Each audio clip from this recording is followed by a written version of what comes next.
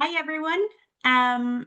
We are going to begin our webinar in 1 minute. We're just going to give a chance to the people who are logging in now to enter the system, and we'll begin. Thank you.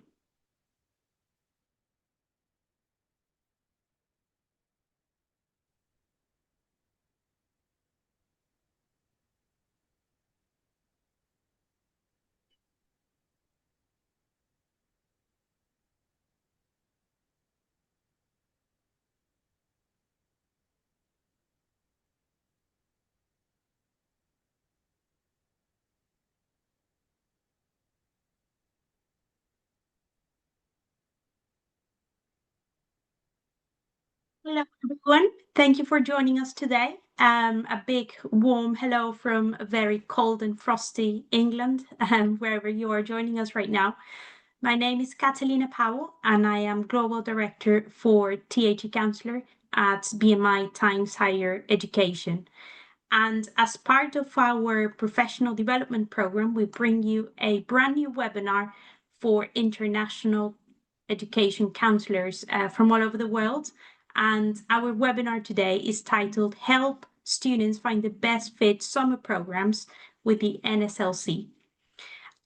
We've got a fantastic panel for you today. I'm not going to jump the gun. I'm going to let them introduce themselves in a minute, but I wanted to run through a few housekeeping issues so that you know. First and foremost, the webinar is being recorded, and the recording will be shared with everyone who is attending, as well as with everybody who has registered for the webinar. So you will get a chance to go through it again if there's any details that you want to learn more about. If you are not familiar with the Zoom platform, if you hover at the bottom of your screen, you will see a button that says Q&A. We encourage you to write questions as we go along, and the panel will be keeping an eye out on the questions. Hopefully we'll get to as many of those as we can. There is a bit of a space at the end for additional Q&A, so do let us know if there's anything pressing on your mind. Equally, comments are very welcome as well about anything that you hear. And finally, just to say that all the contact details of the NSLC, of the presenters, will be shared with you, so that after the webinar, if you do have any additional questions, you can reach out to them directly. This is particularly relevant if you have student cases in mind. If you want to discuss a particular student that you're thinking of, then obviously you can do that offline with our wonderful panelists. Without further ado, I will pass over to the lovely Jenny Tassel, who is joining us today. So Jenny, over to you. Hi, good morning, good afternoon, good evening, wherever you are located in the world right now. My name is Jenny Tassel. I'm the head of college and careers at the International School of Panama, but right now I am currently located in London at a university fly-in. I'm super happy to be joining this amazing panel with Kelsey and Dr. Dre, as we like to call her, Andrea Maldonado. And the reason I'm here is I wanted to give a little bit of counselor perspective. I am a seasoned counselor in my 18th year as a college and careers counselor, and one of the things, and as I'm also on the Times Higher BMI International Schools Advisory Board, and I regularly am connected with universities around the world, like many of you are on this call. And I think as a counselor, one of the things that I think takes up a lot of our time is kind of sometimes sifting through all the noise. The amount of emails, especially around this time of year, it's around November, December, that our inboxes get flooded with winter programs, summer programs, pre-college programs. And it can be a little bit overwhelming knowing which to, like, if you have like a resource that you share with families, which to include and which not to include. And one of the things that I particularly prefer to do if I list on a parent resource, student resource, is one that we know we've had students attend and that have had positive experiences. And there are a range of costs of programs, a range of lengths, some as little as a week, some as long as a month, and a range of also ages that these programs have. But personally, NSLC, National Student Leadership Conference, is one that has been a long-standing program on my resource list. And it is near the top, and it's probably the program that has been most consistent that I've had students attend over the years. I think Dr. Dre and I were just talking to this Andrea, and we met, I think, around 12 years ago when she started coming to Panama. And of course, just like with any new program coming into our community, I was apprehensive, wanting to know as much information about the cost, return on investment, what is exactly are the students doing. And actually, I got the opportunity because I think one of the great things about NSLC is they invest in counselors. Um, and NSLC definitely has invested in Panama and spent a lot of time in Panama and with the counselors there. She is a friend to many, many counselors. And so I got to visit the program in American University one summer, I think probably like maybe 7 or 8 years ago. And I actually got to sit on each different program. I think at that time there were 9 different programs being offered on the campus. So I got to live in the dorm. I got to talk to students. I got to sit into the leadership program, and I got to see a crime scene being set up for the forensics program. I got to see medical students cutting open some sort of organ, and I'm not good with blood, so I prefer to look the other way, and saw a little bit of everything. And then I also met the staff. And I think one really cool thing is NSLC has been around a long time.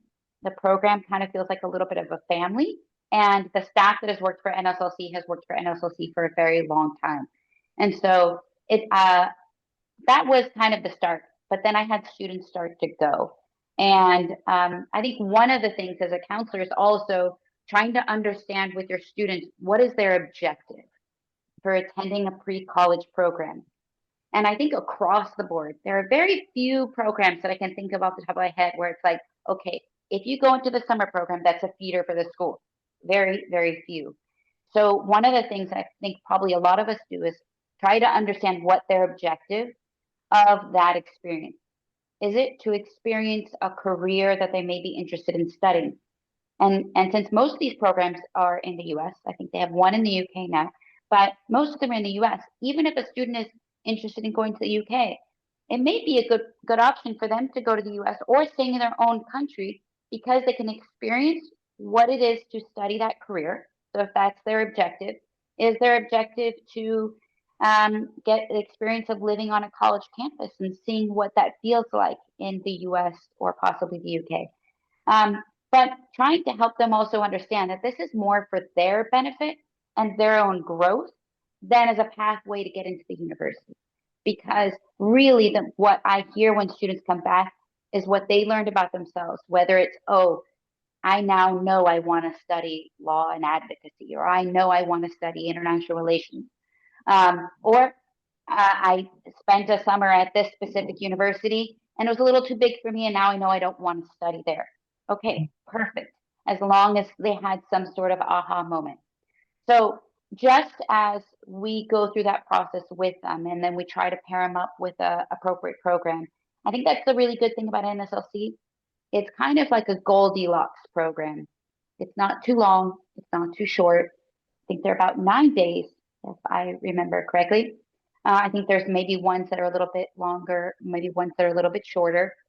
And now they have ones for middle school students as well. But since I don't work with middle school students, primarily it's high school students that are going. And they'll go through the details of each of these programs. But I think that's the one thing is it's consistent. The feedback I hear from students when they come back is that it was a great experience, that they created friend groups, that they keep their WhatsApp chats going after they've gone into university. And actually, I've had students that have ended up going back and working for NSLC as a student. I forget what they call them, advisor or something in the program. When they were in college, I've had, I think, one student that went and did that because they liked it so much. And another thing that's really, I think, spoke to my things that are really important to me is they've provided scholarships. for students that have really needed it. I've had one of our scholarship students at International School of Panama received funding, which our PTA was able to pair with a little bit to cover their full cost of their NSLC program. And that was really life changing for those students because it was the first time that they had been on a plane and they went and really enjoyed the program. And then I've also gotten pretty good scholarships for students where they just need that little extra to be able to make it happen. And so that has been something that personally that I've really appreciated is I can pick up the phone and I can call them and say, hey, this kid's a great fit, but they need about $500. So they need the cost of their airfare covered, or they need this.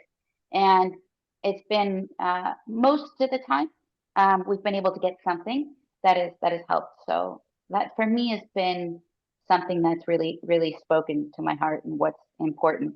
So without further ado, I could go on, but I know that Kelsey and Dr. Dre have a lot to go over. So they're going to go into all the intricacies of the things that we need to know as counselors to make sure that we're sending the right fit student for their program. So without further ado, Dr. Maldonado and Kelsey Pearson. Well, thank you so much, Jenny. I think I can go home now. Like, that was fantastic. It's so nice to be here. Thank you so much for having us. I am Andrea Maldonado. My friends call me Dr. Dre. Maybe some of you know me. I've been participating in the International ACAC meetings for, gosh, maybe 12 years now. And I founded and direct the international and overseas admissions. So I am your contact. Although now I have a team, Jenny. When it was just when you visited us, it was me and another colleague. But now we have a team that reaches beyond Latin America. We have one of our assistant director of admissions. She travels to Asia and the Middle East and Europe. And we also have someone in country now in Central America. So Costa Rican native Costa Rican national, and she's there and handles all of our Central America admissions and outreach. So it's really exciting. And today, I'd love to, just introduce one of my esteemed colleagues, my co-director of Educator Relations, Kelsey, if you want to say a few words. Hi, everyone. Thank you so much for your time today. We're just really excited to be able to talk to you guys a little bit more about our programs and just why it might be a good fit for students that you have on your caseload or that you're thinking about. Like Andrea mentioned, and Jenny mentioned, actually, I've been with the NSLC for 11 years now, both part-time and full-time. I came on full-time a few years ago, but I was a former school counselor in a public high school here in the States in Virginia, and just loved our programs. Obviously, I'm super biased, but thought it was a really good fit for students, was a really good way for me to spend my summers working with students still. And so I just have never stopped. My parents were like, when are you going to give up your summer job? But I'm obsessed. I love it. So I'm excited to talk to you guys a little bit more about it. Okay, so a little bit about the NSLC. We have pre-college career-focused programs. So students come on campus, as mentioned, for either 6, 9, or 12 days and get to experience what it would be like to be in that potential career area of interest. Students are able to live on campus, eat in the dining hall, kind of get the feel of what it would be like to be on that college campus, which I think for a lot of our middle schoolers and high schoolers, it's really great to kind of start figuring out, okay, do I like a city school? Do I like a school that is more of a campus feel or has a really big sports or athletic presence? And start to figure out what works for them in terms of a university or a college.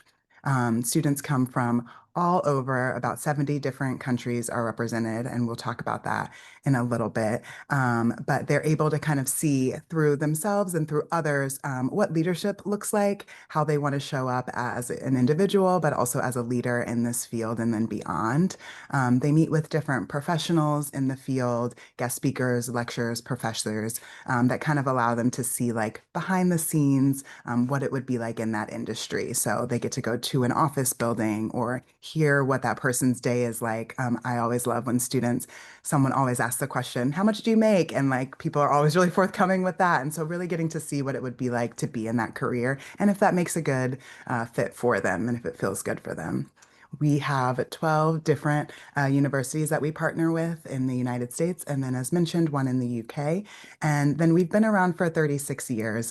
So I love that because, as mentioned, we are a family. I have worked with many people, many of my colleagues for 10 plus years now. And so we really do a good job, and we'll explain it through the course of this presentation of supervising students, of making sure schedules are organized and academically structured, of making sure that everyone has a voice. And so I think that comes with all of those years of experience, which is really great. Thanks so much, Kelsey. And I didn't mention, but I've been with NSLC in total over, 23 years. So Jenny had mentioned the staff members, and yes, so I was never a student, but I was one of the what we call team advisors, TAs, at many years ago. So, but why we're here today is really we hope to dispel some myths about summer enrichment programs in general and the NSLC in particular. So we're going to kind of frame our discussion today. And again, feel free to add your questions in the chat about some, common misconceptions we have heard because we visit schools, we visit with counselors, and we have very strong relationships with educators around the world. And some of these are misconceptions, that have been,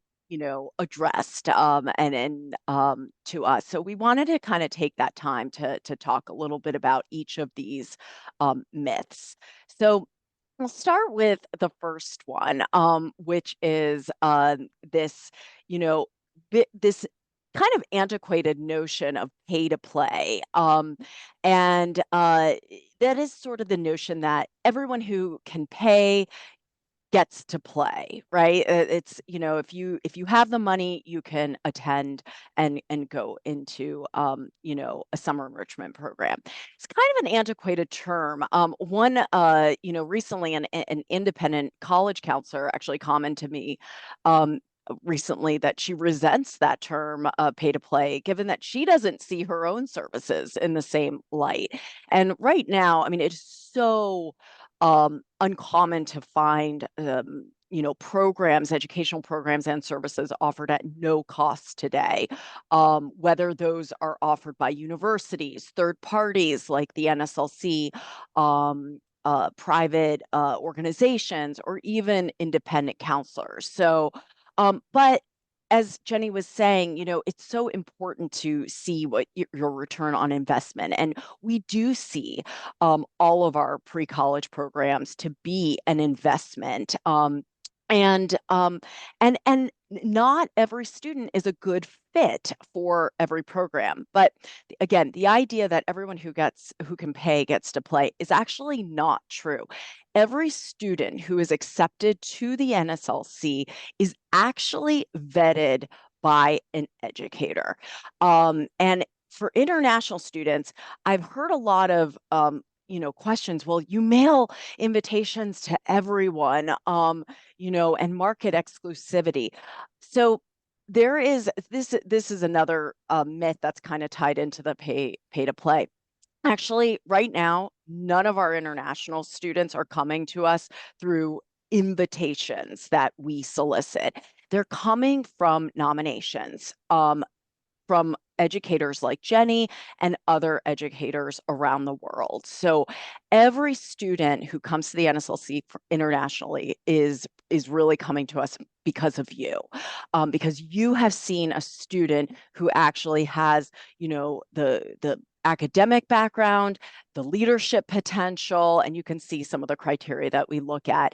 And you know that they're students who want to stay active. Our programs are extremely jam-packed. Again, Jenny said they're 9 to 12 days. And so we pack in about 3 weeks worth of curriculum in that. That's not a good fit for anybody, for everybody. A student who wants to take one class and have the rest of the time as free time would be pretty disappointed with the structure at NSLC. So we want to we want to have a student who wants to stay busy, who wants to take initiative. That's the right fit. That's the right social and emotional fit. Now, some of the students from the United States who attend our programs, some of them are invited or pre-selected through standardized tests. But again, we have seen that even those students who might score well on a standardized test may not be a good fit. So we now ask for even those students or students who find us online, all students must provide the name of an educator at their school to vet them, to basically complete a reference form saying this is a good student, socially and emotionally. Again, because the program is so rigorous, and Kelsey will talk more about that in a bit. So again, your students will be nominated because this is an international, venue, but every single student is vetted. And I will pass it on to Kelsey, who will talk a little bit more about the diversity of our students. Yes. Just add something. I think Yes. one of the things that I like too, because like we have all sorts of programs that come through our emails, is the process for nomination. And then if they reach out and we have to go through the checklist, it's very simple. It's not like we have to write a letter of recommendation and everything. So I also really appreciate that. Just want to say that from the counselor side. Yeah, I appreciate Thank that. That was you. one of the things I helped with. I was like, I could not do that when I was a counselor. So it's helpful that it's just a couple of questions as mentioned. But here's just a little bit more about our students. We have students that travel from all states and over 110 different countries. I work on our DEIA team to kind of just make sure all of our programming, our curriculum, which I work with really closely as well, and like our communication is really for all students and fits like, who we want to be and how students want to show up on campus. And so we have students from many different backgrounds, as you can kind of see represented here. Despite, I think this is a really cool point, despite everything going on here in the United States last year from like a geopolitical perspective, our international enrollments did not drop last year. And we believe that's just because of the relationship that we have with educators such as yourselves and families around the world that trust us to take care of your students. And so I think that is a really great point. And, something that Andrea and I, we were like, oh my gosh, what are we going to do? And we were really planning ahead of the summer. And then it ended up being wonderful. And so I think that's just a testament to both you all and then our programs as well. Great. Thank you so much. Another misconception, again, and we've touched upon this, Jenny has brought this forward about scholarships. A lot of educators don't know that we offer financial assistance to attend our programs, and we have a lot of different kind of assistance. So we have a foundation, the National Student Leadership Foundation, that actually supports all of the programming at our programs, as well as the funding for these more competitive scholarships. So our programs are not necessarily competitive, but the scholarship program is a little bit more competitive. So we offer usually about $500,000 every single year to both students and educators. It's all part of our education. It's all part of our scholarship funding. We also have partnerships with schools and organizations. Maybe some schools might provide, funding for half of their half tuition, and then NSLC will come in and do the other half. We also have MOUs with some schools where if you're interested in that, you can communicate with me if you wanted to set up an MOU with your school where students might receive or your school might receive some scholarship funding to send students every year to your programs. And then we also offer alumni scholarships. A lot of counselors don't know this, but keep this in the back of your mind. If you have had students attend the NSLC when they are in their last year of high school, if they are interested in applying for a $20,000 college scholarship to any university in the United States, they should apply to our college alumni scholarship. And we have 3 awards: a $20,000 award, $10,000, and $5,000 to attend any university. And again, these are a little bit more competitive. So we have lots of different kind of scholarships available. I also just wanted to talk a little bit about the actual scholarship application process. About 85% of our students who apply for scholarship funding do receive some form of funding from us, usually partial scholarships. So as Jenny said, it sometimes helps defray the cost of an airline ticket or something else. So but it's usually about $1,000 or under. Sometimes more, depending on the financial need.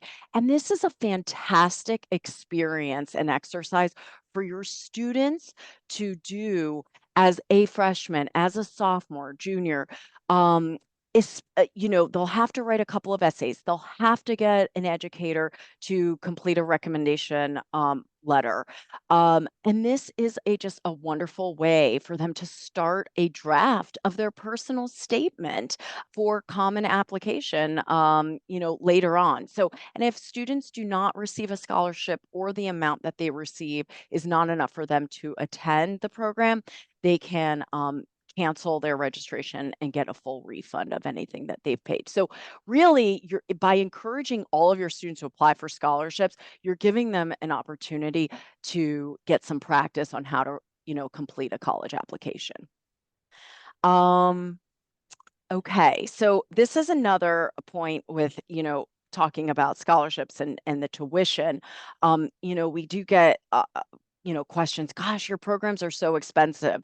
Again, we're very comparable to our competitors. And actually, our programs are oftentimes less expensive than some other programs out there. So what the students are getting, again, what I mentioned earlier, the programs are jam-packed. We go from 9 o'clock in the morning till about 10 o'clock at night.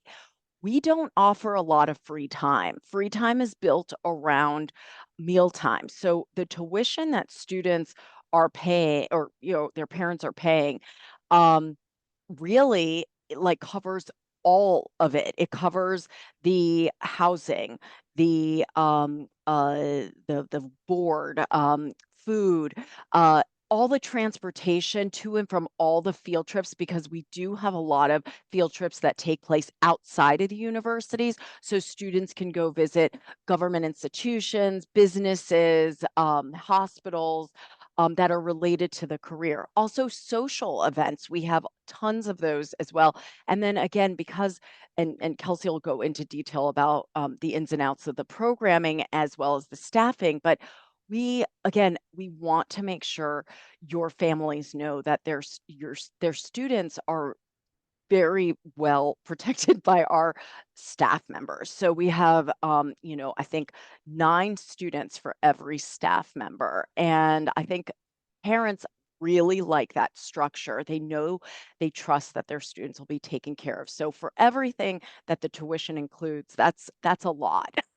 And then obviously what's not covered is the airfare because that's optional, and the airport transportation, but we do have services available for that as well. Awesome. So another common misconception is that university organized programs are better, or that we as a third party are just kind of using the space on campus, but not really super affiliated with the different universities and campuses there. And so I would just like to start this by saying there are a ton of programs, summer opportunities out there that I saw kind of through school counseling, but also I'm able to see now as I'm working on campuses that are run by different organizations on the side, like a white label kind of third party that's coming in and running their academics and calling it the university's programming. It's actually something that we've been able to kind of dabble in ourselves personally because we have such a reputation as NSLC on college campuses. Organizations and universities are like, hey, can you come help us? Can you make sure that this bus gets here? And so something that we've started looking at a little bit in some of the work that I'm doing. And so that definitely exists. And, I think it's good to know that that is something that's there, but to understand that when a student is choosing a program at a particular college or university, it might just be someone else running the programs. And so having that context kind of behind it as well. But these are all of our NSLC locations. You can kind of see there where they fall. And then our Oxford location is on there as well. And so down at the bottom, though, I like to point out that some of our programs will say like, hey, not sponsored by the university or by the program. And so we always get educators and parents that are kind of asking like, oh, what is that about? Or why is that said for some and not others? And the fact of that is that those universities do have their own pre-college programs. And so they're saying, hey, we're gonna, we affiliate and sponsor with our own programs.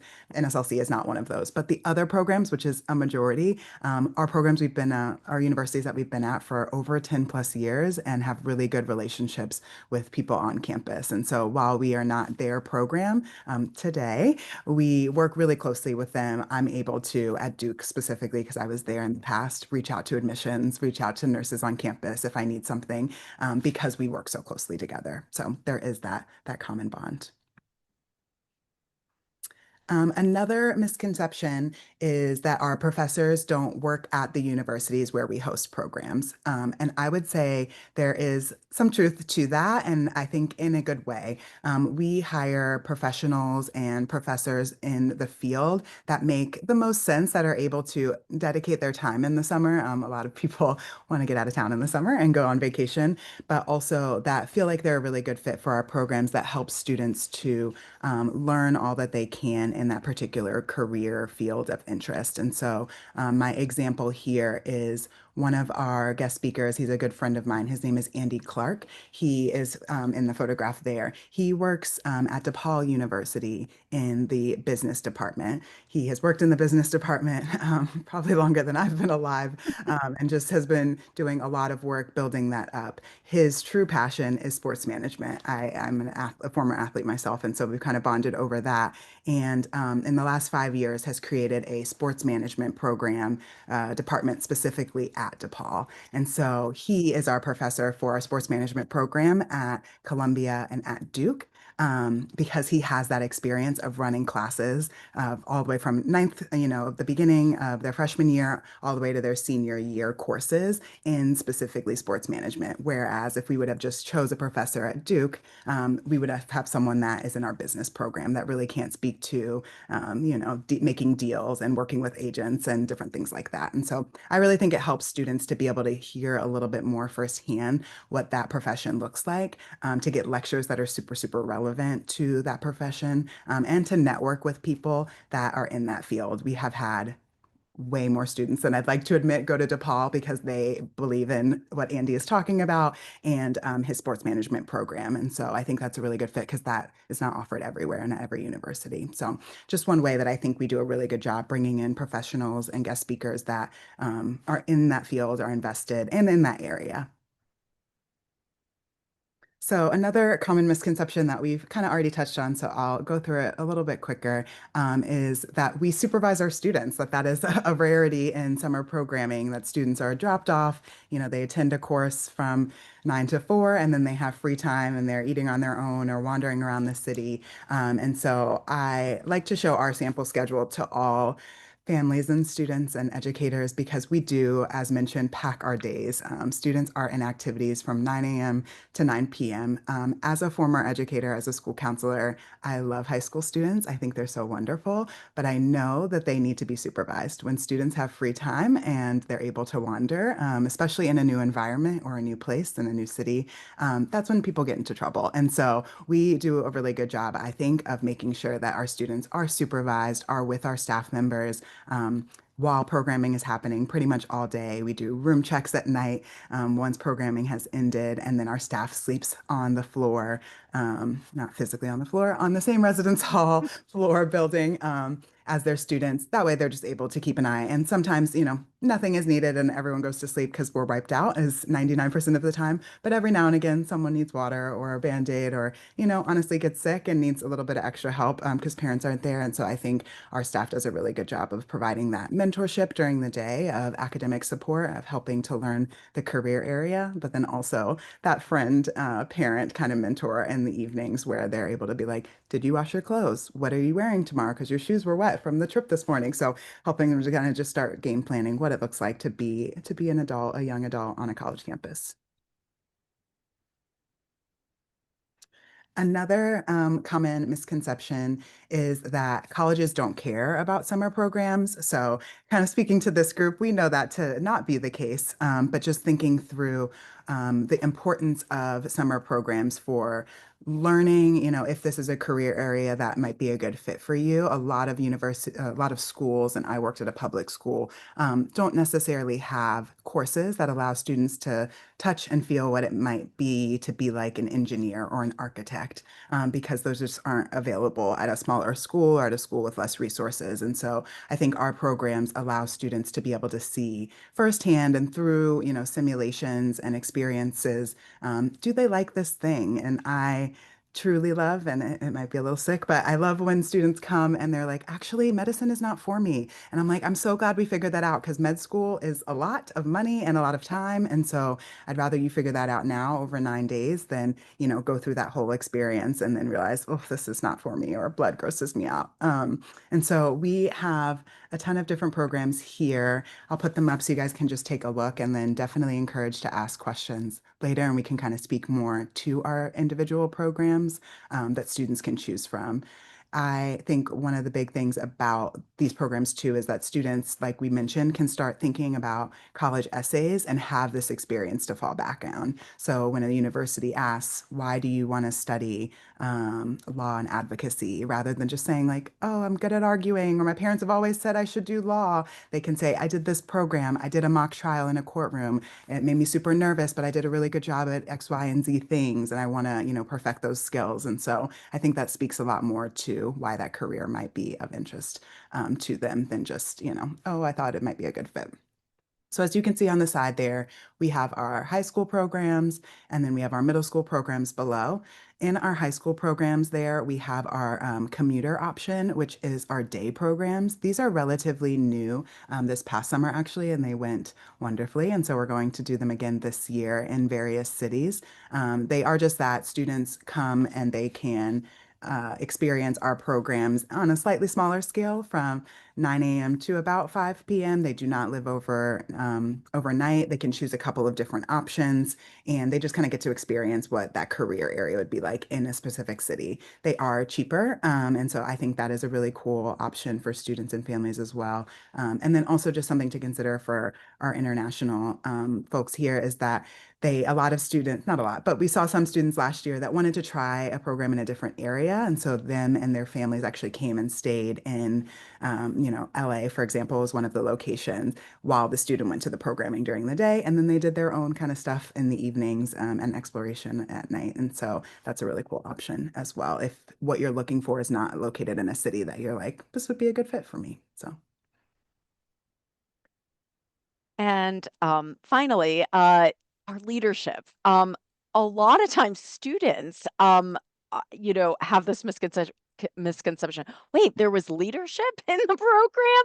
What is this? And I like to say this is the life-changing aspect of our program. This really helps distinguish us from other pre-college career exploration programs that are out there. This leadership development.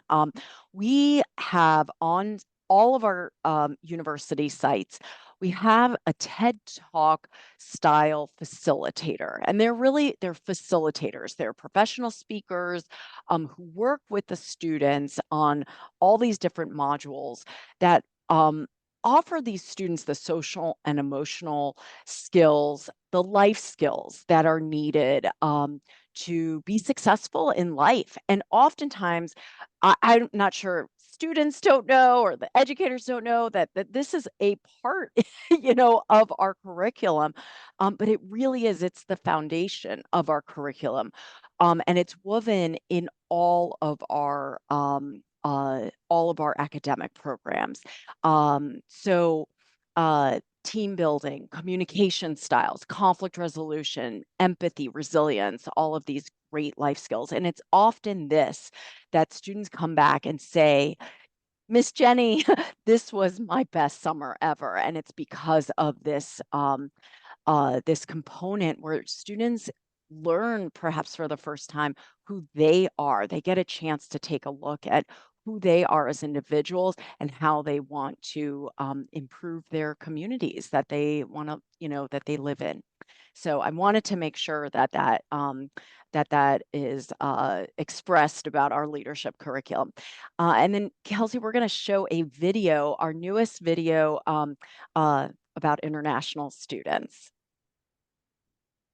Being an international student, this was a great opportunity for me. It's been really an experience for me to be more independent. I've never been alone, and I've never been living outside of Brazil. It's so much more easygoing than I thought. I could practice my English. I had some trouble sometimes to understand people, but most of the time I just asked them to repeat, and they will repeat like slowly for me. You make a lot of friends at NSLC. The staff are like really friendly. I just felt at home. They're very supportive, and like even if I ask them anything, they're always ready to help. Back in Germany, you don't really focus that much on how to lead a crowd or how to unify people. Pretty much a whole new experience. In the beginning, I was really nervous. Who would I be dorming with, and would I make friends? It was the first time for me to share a room with a stranger, and it went really well. In just one word, spectacular. I just love the weather. I love the vibes. The cafeteria has a lot of options. You might be nervous, but you always make friends here, and it's always a great experience. It's not you coming in alone. You're not going to be that one international student. You're going to be connected with a whole ton of people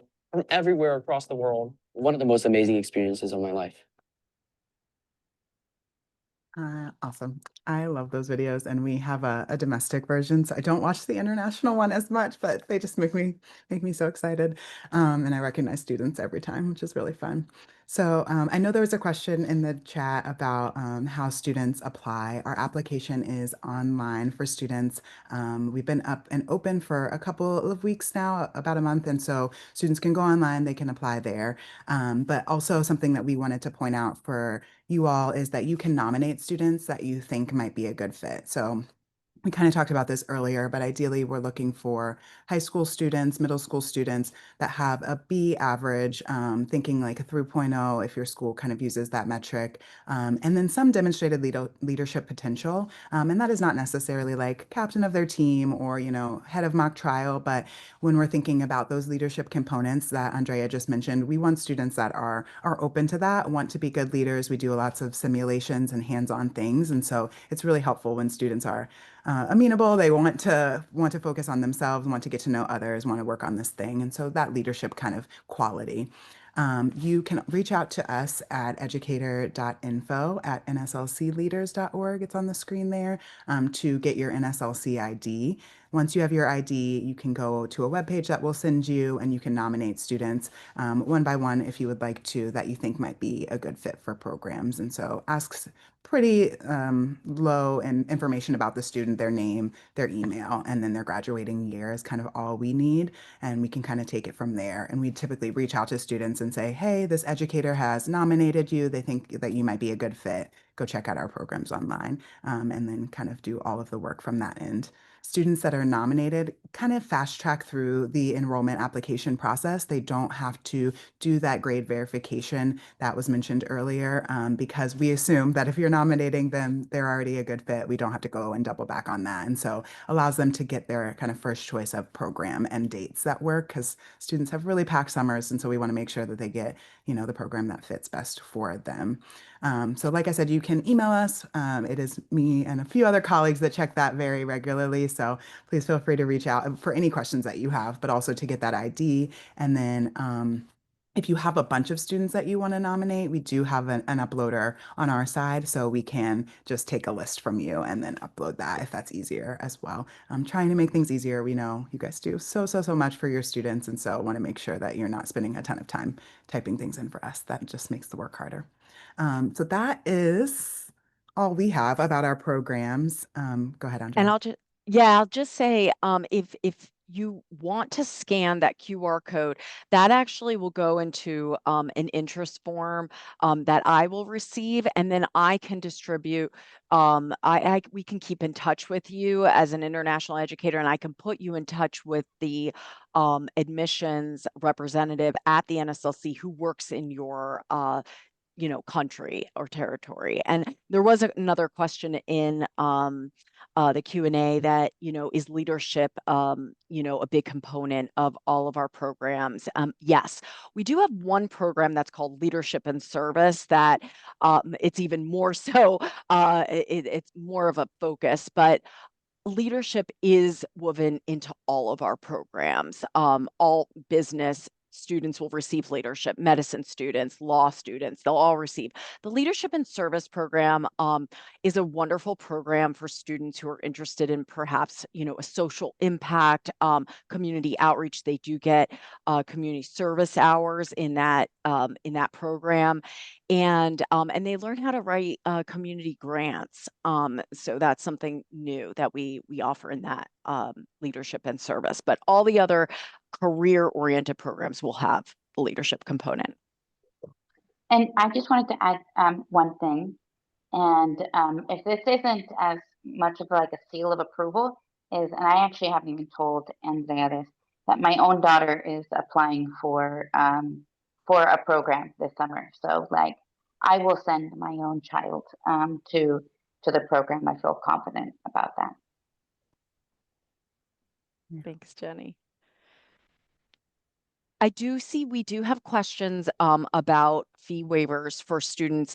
So students who are applying for scholarships, yes, they can send us an email, and we have to do, we'll have to like enroll them a little differently, but yes, they if they cannot afford the $350 registration fee, they can email us and let us know, and we'll manually enroll them into their program. And in January, we start the scholarship application. Just remember that the scholarships, most of our scholarships are partial, so they will need to find other means, either community fundraising, which I know is not very common outside the United States, or, through their schools or other organizations. I'm going to take the next question, if that's okay. There's a question about how we ensure that our programs are accessible for young people from all financial kind of divides and backgrounds. And so I think this is a really good one. As Jenny also mentioned, I sent my cousin to our programs, and we are not, from very well off. And so being able to send him on a scholarship and then allow him to have that opportunity was life-changing for him, honestly, and really helped him to figure out what he wanted to do for college. But I would say to that point, students come from all different kind of financial backgrounds. Some students come with scholarships, some students can pay on their own. And once they get onto campus, because of the tuition, they don't have to come out of their pocket for any other money. And so I feel like that is kind of the common denominator and the even playing field. Students might buy, you know, a sweatshirt at the university or a trinket downtown when they're at like Times Square or something like that. But for the most part, you know, they're not day to day or by meal going into their pockets to pull out money for different events or activities. And so I think that really helps in determining kind of how everyone shows up. We also have like field trips that we take students on. Those are paid for by us through that tuition. And if those field trips kind of are over a meal time, we'll do box lunches. And so and all of our site directors are similar. We will order box lunches for every field trip that overlaps a meal time. And most times we end up giving them away to people in the community in the area because students want to go out and go to the local restaurant down the street. But I'm like, I'd rather have them if you need them or if you would like them. And so I think that's helpful too from that financial perspective of like, hey, it's not that weird to be like, I'm just going to take the box lunch. It's here, it's free. When students are feeling like, oh, I don't really have the money to be able to do something extra. Kelsey, could you talk a little bit about also, you know, the fact that since we have students from all 4 grades in high school together in a program, how, you know, students get along with, you know, 9th and 12th graders being in the same group, and maybe talk about, you know, housing in that sense as well, just how ages come together. Yeah. I'll definitely start with our rooming situations and our housing. We room students by their age, their gender, and their area or zip code as much as we can. And so it is a fun process. I feel like I'm matchmaking in May when I start doing this, but we always look at all the list of students and make sure that our, you know, 14-year-olds, 13-year-olds are roomed together and our 18-year-olds and 17-year-olds are roomed together rather than, you know, potentially rooming a 17 or 18-year-old with a freshman, just because that helps from a social kind of aspect to be able to make sure that they're roomed with someone that's in a similar age and similar background as them. And then I like that they're kind of roomed with someone nearby. Most times they're not in their state even, but that way they can potentially go, you know, see them afterwards after the program or have some sort of connection with being from the Midwest or, you know, from a certain area that really kind of bonds students right off the bat. Most students come not knowing anybody, and most students room with someone that they, you know, they don't know. And so they can choose to have a roommate, but that they know, but most don't. And so that kind of helps to bond them right off the bat. But as mentioned, in our different TA team advisor groups, we have about 10 or so students, and that's a mix. And so for the different programs, that is helpful in a lot of different ways. We, you know, do surveys for students to say, like engineering, who has had coding experience? Okay, people fill out the questionnaire, and then we'll kind of do different activities and builds based off of what experiences they have had. In all of the different simulations, students have to kind of split up different pieces of the simulation. So I'm thinking like for law, one person is doing the opening statement, one person is doing the cross-examination. And so having those upperclassmen and those you know, freshmen in the same space allows them to kind of start working on those leadership skills and saying like, oh, I'm really good at this, I'd love to take that. Or, you know, I think our older students will say, I'm not really good at this, I want to try, and can someone else help me? And so I think those dynamics play out really well in those TA groups because they're kind of in and around people of different backgrounds and academic areas as well. We have one more question about which year of high school do you think would be most beneficial? I get this question a lot when I'm on the road. I actually think the younger generations, you know, rising sophomores, rising juniors, we do accept students from all high school grades and even students who have graduated from high school but have yet to initiate their university studies can attend our programs.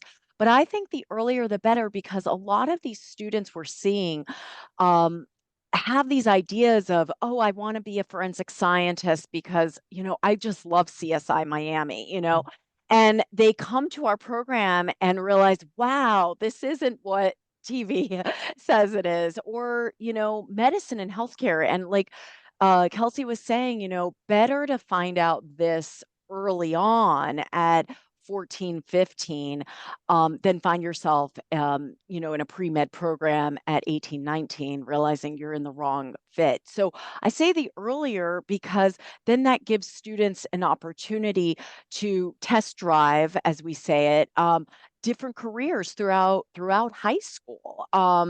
And if they do learn early on that medicine is definitely the career that they want to go into, you know, early on, well, then maybe the following summer they can attend a more, maybe a less structured, more academic theoretical program for a longer period of time at a university. So yeah, it just helps them build their resume.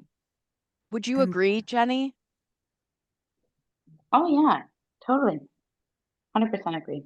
Okay. I would say too, and speaking to that too, sometimes our international students and our domestic students honestly will take 2 programs in the summer. So thinking of like a forensic science, they're like, okay, I like CSI. And then they realize or take our psychology and neuroscience program and they're like, oh, that's actually the part of it that I like. I like the interviewing people. I like the, you know, not so much the crime scene investigation part. So I think that's really helpful too. And especially for international students, I've seen a lot that will take programs back to back or in one city and then another, just trying to extend their time here and to be able to get the most out of it. And I think also a good example is like some of my students have tried things out at the end of 10th grade because they're going into IB. And with IB, they have to choose subjects that align to what they want to study. And if they're applying to, let's say, the UK or public universities in Europe where that really matters, then they want to make sure that the courses they've chosen are a good fit for them. And I've had students come back and be like, actually, you know, I want to change my higher levels because after this, I realized that I'm, you know, less inclined in math, or I want to do something more with this other area. And so I think for curriculums like that, that can also be really helpful to have that a little bit earlier. Yeah. That's great. Any other questions? I hope we've dispelled all the myths. Well, I feel like we're kind of right at time, but I just want to say thank you so much for your time.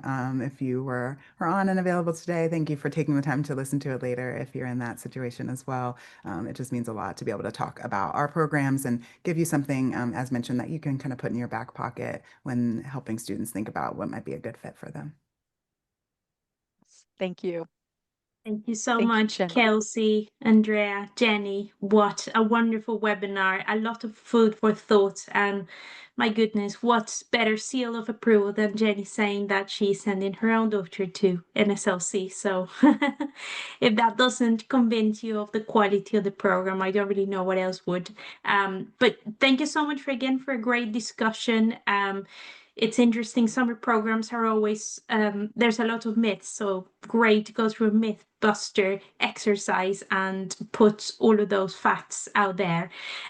Just to reiterate again, because this webinar was recorded, the recording will be made available to everybody, as well as contact details for Kelsey, for Andrea. So if you do have any further questions, you can contact them directly. Thank you so much, everyone, and we hope to see you again very soon. Thank you. Thank you.